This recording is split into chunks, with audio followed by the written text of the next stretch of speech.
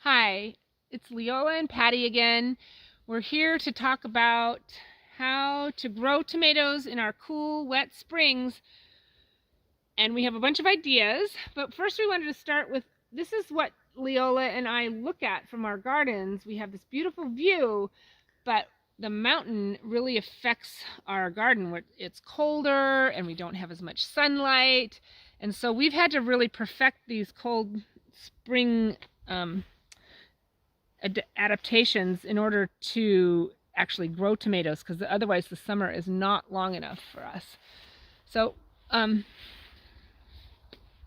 anyways, cool temperatures are particularly hard on tomatoes, young and old alike. The optimum tomato growing temperatures are between 65 and 80 degrees Fahrenheit.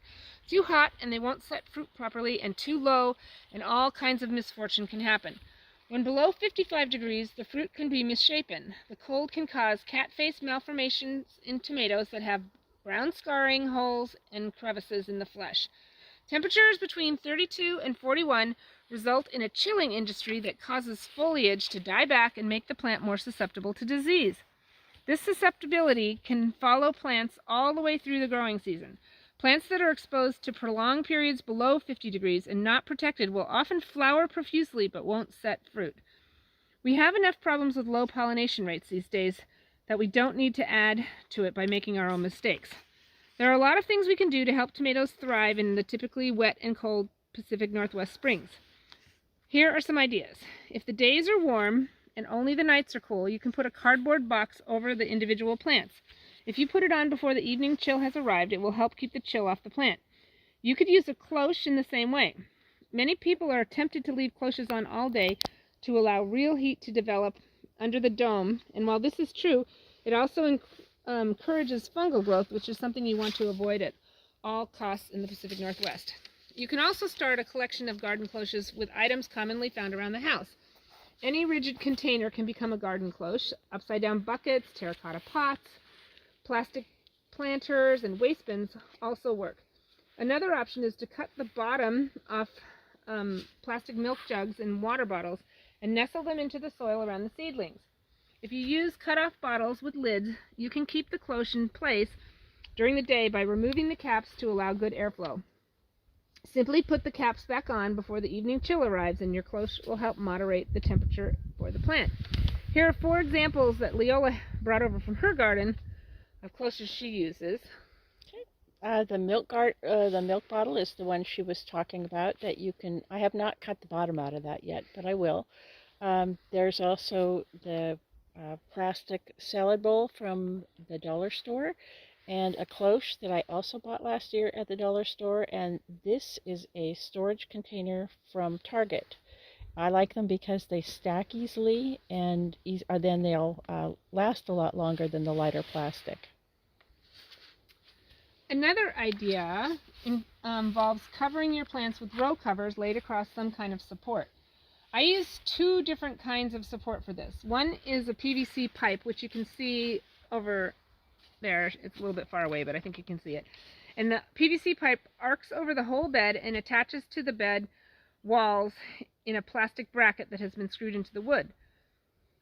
We also use those they're pretty sturdy little clips that they're kind of like clothespins, but I think they're from cars or something, to hold the plastic onto the PVC pipe.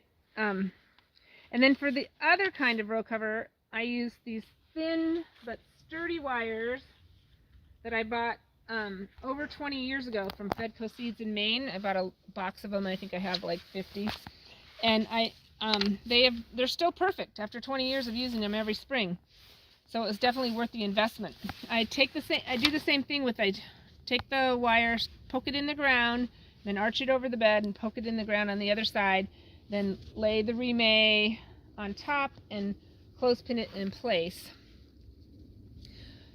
And this one is one that's been tightened up a little bit, so you can see that it's got a lot of space around the plants. And then this one over here, it's had 3 weeks of rain battering it down, so I need to pull it back up again.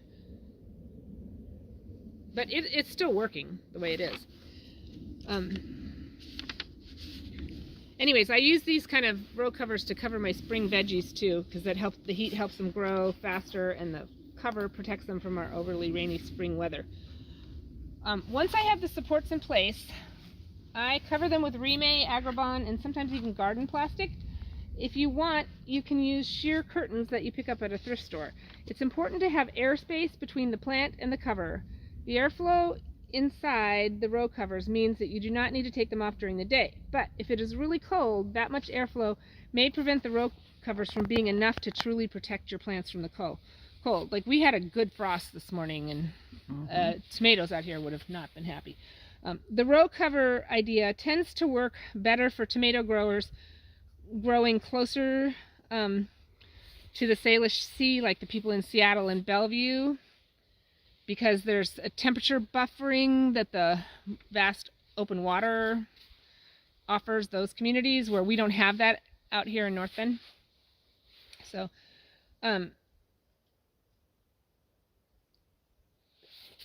like how I think about row covers is, if I want to plant my tomatoes before the last frost date to get them really going, I don't use a row cover.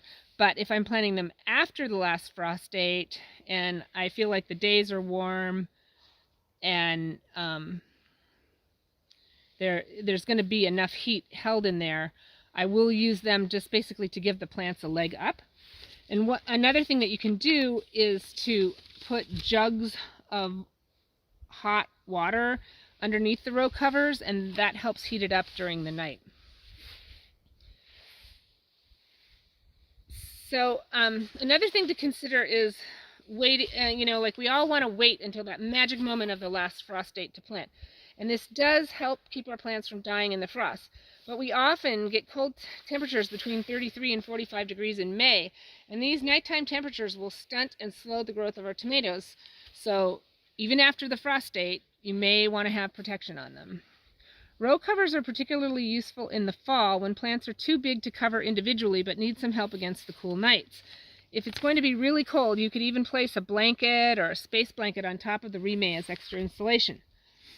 And again, in the fall, some people add jugs and buckets of hot water inside the Rime tents in order to help keep the airflow, or the air, warmer during the night. Another fun way to add extra nighttime heat in both the spring and the fall under row covers is to string Christmas lights, preferably the non-LED ones, as they are hotter. Depending on the lights and the height of the row covers, this simple addition can raise the nighttime temperatures of the air under the row cover by 5 to 10 degrees. The non-LED lights are pretty easy to find at garage sales and thrift stores, as most people are shifting to LED lights for their Christmas trees. Another idea is to wrap your tomato cages in garden plastic. And when I say garden plastic, I'm referring to a clear plastic that is thicker mill than, say, the plastic that comes on dry cleaning. If you want the plastic to hold its shape so it doesn't lean down and touch the plants, be sure to allow some airflow, preferably at the bottom, to decrease your chance of fungal growth. The plastic wrap cages warm up during the day and help make the plants thrive when the nights are cold. This is an inexpensive way to protect your plants. If you have the money, there is a product called Wall of Water, which will do this with even more success. They are not cheap and they don't last forever, but they really work to increase yields. Make sure you fill up the water pockets in the Wall of Waters in the morning so that they have a chance to warm up before the first night. I don't have enough Wall of Waters to put around all my tomato plants, and I am always struck by the differences in the plant's vigor, strength, and productivity if they had a wall of water or don't. It always makes me think I need to buy more. And then someday I probably will have enough for all my tomato plants, but by then I'll be replacing the older Wall of Waters because they really don't last more than a few years. I also use Wall of Waters around my peppers and probably triple the yield with those. And I tend to leave those on a lot longer than the tomatoes. One thing to remember about Wall of Waters is to make sure that once the days have warmed up, you remove them before the tomato's too big, or you're going to break the tomato plant later trying to get it off because it'll be too much later on. Anyways, we hope this gives you some ideas to get the most out of your tomatoes in our climate with our notoriously wet and chilly springs. Thanks for joining us.